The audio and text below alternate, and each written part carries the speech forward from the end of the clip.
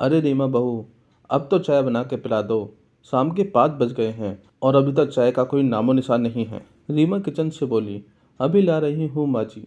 थोड़ी देर बाद रीमा चाय लेकर अपनी सास के कमरे में आ गई। उसके आते ही सासू माँ बोल पड़ी, बहू के बात है, आजकल देख रही हूँ कि तेरा काम में जी न लगता, बहुत ढीली हो गई है। कोई बात है तो बता दे मन्ने। रीमा ने सर झुकाते हुए कहा, नहीं मम्मी जी, ऐसी तो कोई बात नहीं है। मैं तो सारे काम समय पर ही करती हूँ।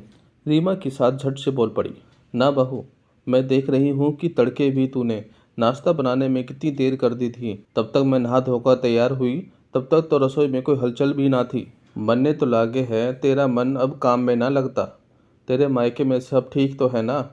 मैंने देखा है, जब भी तेरे मायके में कोई परेशानी होती है तो तू भी बदल जाती है, फिर तेरे रंग ढंग ससुराल के ना रहते। रीमा घबराते हुए बोली, ये आप क्या कह रहे हो माँ जी? मेरे घर में तो सब ठीक है, लेकिन आप अपनी आदतों को कब बदलोगे? रीमा की सास गुस्से में बोली, क्या मतलब है तेरा रीमा बहू? क्या कर दिया है मैंने? रीमा ने घबराते हुए कहा, मम्मी जी, 2 दिन पहले पड़ोस में क्या कह रहे थे आप कि मैं कोई काम नहीं करती, आपको सारे काम करने पड़ते हैं।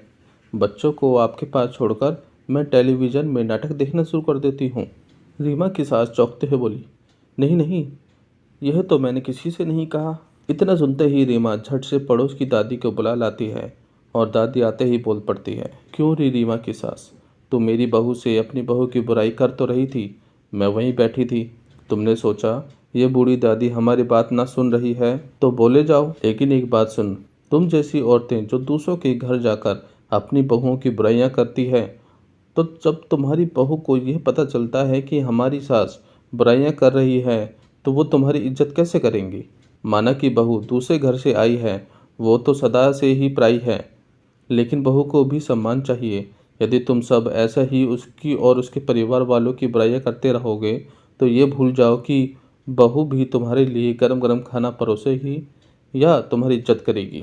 ताली हमेशा दोनों हाथों से बजती है, तो देख लो तुम अपने लिए कैसा व्यवहार चाहती हो, यह तुम पर निर्भर करता है। बूढ़ी दादी बोले जा रही थी तो रीमा की सास गर्दन झुकाकर सुन रही थी। उन्हें भी अपनी गलती का एहसास हुआ था और फिर रीमा की सास ने खुशी खुशी अपनी बहू को गले लगा लिया। दोस्तों, आपको हर घर में होने वाली ये छोटी सी बात कैसी लगी? यही छोटी छोटी बातें आगे चलकर एक बड़ा पहाड़ बन जाती हैं।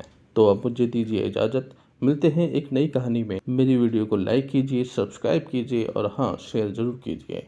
तो बाय बाय फ्रेंड्स।